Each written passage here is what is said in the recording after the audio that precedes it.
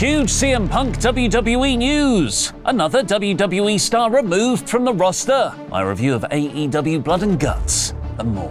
I'm Ollie Davis, and this is the WrestleTalk news. Support WrestleTalk! Video games. They're great, aren't they? That's why we launched our video game Let's Play channel, Control Freaks. Cough, go subscribe there, cough! And you know who else likes video games? Former NWA World Tag Team Champion Arn Anderson. Following Call of Duty releasing the Cody Rhodes operator skin for their Modern Warfare 3 and Warzone games, Cody's former AEW manager Arn has posted a photo of Rhodes with a gun and... I guess Cody finally took my advice. This is in reference to Arn's famous AEW promo where he said he would shoot a man in the face with a Glock if they tried to steal his car. Wrestling. Arn's AEW contract expired at the end of May, but perhaps they could be bringing in a different WWE Hall of Famer. Following reports that Bobby Lashley, MVP and Tamina have been removed from WWE's internal roster ahead of them leaving the company soon, WWE Hall of Famer Beth Phoenix has been removed from the public roster. Despite not competing in a match since early 2023, Phoenix has remained a member of the WWE's active roster page, but she's now only listed in the Hall of Fame section of the site. Phoenix's husband Edge is currently with AEW, and she recorded the "You Think You Know Me" line to start his entrance music. Too many Edge and Beth intergender tag feuds confirmed. But Phoenix might not be the only WWE star leaving. Pat McAfee has announced on his show that he will be officially returning to College Game Day from August 24th. When this happened before in September 2022, McAfee stepped away from his SmackDown announcing duties as he was unable to juggle both roles at the same time. There's no word yet on how it will affect his WWE position. CM Punk, meanwhile, is supposedly set to stay with WWE forever. Forever. According to a boo of wrestle purists, Punk is working on restructuring his WWE deal from a money in years standpoint, with Punk reportedly telling people he plans to be with WWE forever. Abu noted that Punk essentially wants to get paid, and when it's time to slow it down and just run NXT. Wrestling Observer Radio have added this is Punk and WWE working on their next deal, as his initial contract that started last November was a relatively short-term one. CM Punk AEW return confirmed. But seriously, speaking to the Rich Eisen show, AEW president Tony Khan was asked about a WWE crossover super show.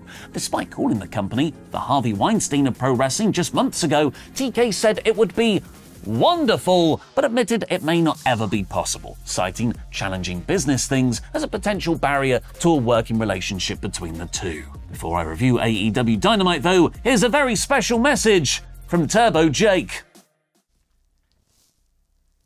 Oh, hey, I'm 80s Wrestler Turbo Jake, and he doesn't know what this is. Turbo Jack ain't here right now, because he's taking out the trash. Literally, like he's right outside the door, taking it out, because he's a clean human being. He cares about the environment. But Turbo Jake is here today to fill in, to say thank you to the wonderful pledge members over at patreon.com/WrestleTalk. They get so much exclusive content every month, I can't even list it all. And you can get shout-outs on this very show, so thank you to Hitman Malcolm, The Cleaner, Kenny Shaw. You can probably help out Turbo Jake by taking out the trash. Nathan, the Street Racing Prophet. Ford, the British Bulldog, Philip Boyd J. Smith Jr. He can last short fur longer than you in the ring. Starbucks, Stephen Costa, Shield Maiden, the Zornice, and hey, Bailey Rycott. I hope I said that right, but I probably didn't. Get your own shout out today by visiting us at patreon.com/WrestleTalk. Go right now, link in the description. Go, because Turbo Jack is going to be back real soon, and he's going to be mad if you haven't visited that link. He'll be real mad. Don't make him mad. Now it's time for my review of AEW Dynamite Blood and Guts in about 5 minutes. Last week's episode saw Will Ospreay lose his international title in the last desperate moments of an hour-long match with MJF. AEW followed that up by having him cold open this show as Wacky Will. I'm being glib. In someone else's hands, this might have been hokey, but Will is so sincere, he made this quite a bit of fun. MJF had stabbed his car's wheel with a knife, so he had to hop in Alex Marvez's car to drive to the arena. Marvez realized Will had never driven in America before and goes, "Ah!" as they drove off. I don't know how Will was getting to arenas beforehand. What was he going to do with the car that had the wheel stabbed? It went into more camp fun with MJF staging a title celebration in the ring, which is actually no longer for the international title. The international title is in the bin. MJF rechristened it the American Championship, unveiling a new red, white and blue design. Cody Rhodes' AEW return confirmed. Bang, bang, bang, bang, bang. This marks the belt's third new name in just over 2 years, as it actually started as the All-Atlantic Championship. Even though MJF was a mega heel here, the crowd still chanted USA. Perhaps Ospreay will rename it the United Kingdom belt if he wins it at All In, just like he did for the IWGP US title. Because Ospreay revealed, after making it to the arena and chasing MJF off, that Tony Khan has booked his rematch for Wembley. Minoru Suzuki took on Chris Jericho next, where he had heard about the new learning tree gimmick and took it literally, trying to chop Jericho down with his hand. This was an almost entirely chop-based match, serving up medium rare chest ham. Suzuki's chops were so stiff, it started to make Jericho's chest look like Dustin Rhodes' head when he blades. Suzuki awesomely kicked out at one off a codebreaker, but Jericho hit a legal low blow and Judas Effect to retain the FTW title in a really fun match. Brian Keith and Big Bill beat up Suzuki afterwards, but Shibata made the save. We've got another belt now appearing on AEW TV. The new CMLL Women's World Champion Willow Nightingale. I wonder, whatever happened to the last champion was jumped by Chris Statlander backstage, where Stokely set up a title eliminator match next week. Why not just make it a match for the title? Bryan Danielson got a pep talk from everyone's new favourite babyface, Jeff Jarrett, saying he doesn't just have to physically heal, he needs to mentally heal too. Danielson heel turn confirmed. Britt Baker looked really good in her first match since September against Shida, making her tap in the lockjaw to win. Mercedes Moné came out afterwards to decline the Baker match for All In when the former NWA Women's Champion Camille made her long-reported debut. Looks like she'll be Moné's hired muscle. Nick Wayne told Kip Sabian nobody cares about his dead dad. There is so much family bereavement in this show.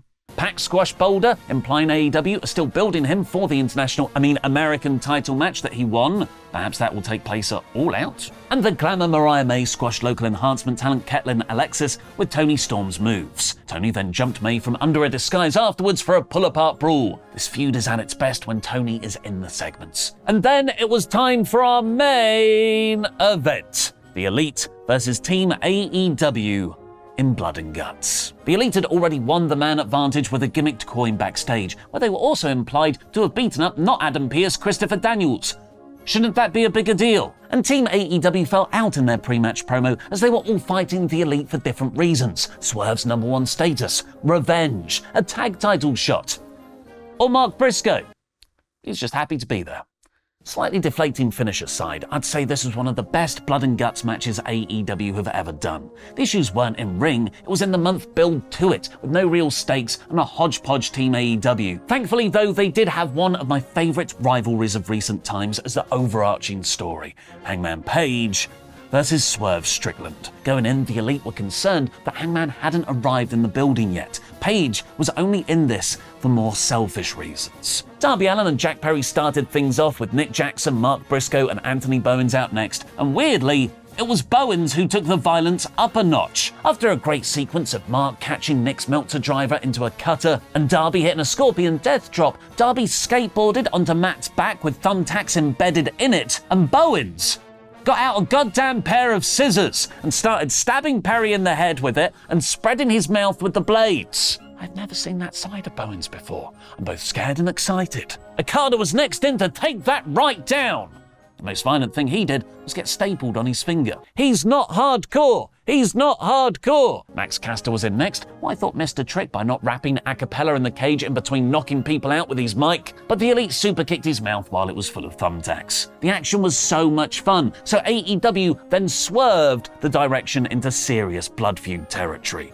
Hangman didn't come out for his spot. That's hugely damaging for his Elite team. Their man advantage was nullified. He instead jumped Swerve Strickland during his entrance, handcuffing Swerve to the outside cage wall. But Matt screamed at Hangman to get in the ring or else he's fired. In one of the stranger visuals of the year, best babyface of 2024 Jeff Jarrett, Daddy Ass and Prince Nana then helped free Swerve and cut open a portion of the cell wall, letting Strickland awesomely run wild, clearing house until it's just him in one ring and Hangman on the other for a defining rivalry image. The Elite then all got staple guns and unloaded on Swerve, but it only made that sicko stronger. He took them all out with his own staple gun. Arn Anderson would be proud. Hangman hit a buckshot lariat on Okada by accident. I think they're building a feud there. That might be their Wembley match. But unfortunately, two of the biggest spots took place in the picture-in-picture ad break, with Swerve and Hangman brawling up the ramp and crashing through a table off the stage, and Bowens falling off the side of the cage through 4 tables outside. Darby monkey barred his way across the cage ceiling to hit a coffin drop on Perry, and then handcuffed the scapegoat to the inside wall Raven style. Calm down, Luke! Kendo stick shots didn't make Perry quit. An absolutely sick, unprotected chair shot to the head from Mark Briscoe didn't make him quit. I'm assuming it was gimmicked, but it was still the most shocking moment of the match for me. At least it's not real glass. And he didn't even quit when Darby eventually doused him in gasoline. Took him ages to find the can under the ring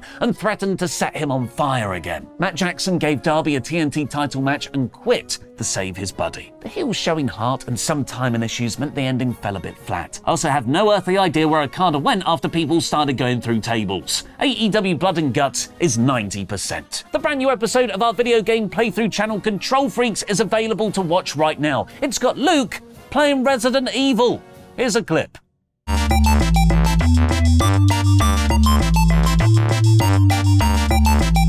Welcome to Control Freaks, where all your brains are belong to us. And today, we're going to be playing Resident Evil 7.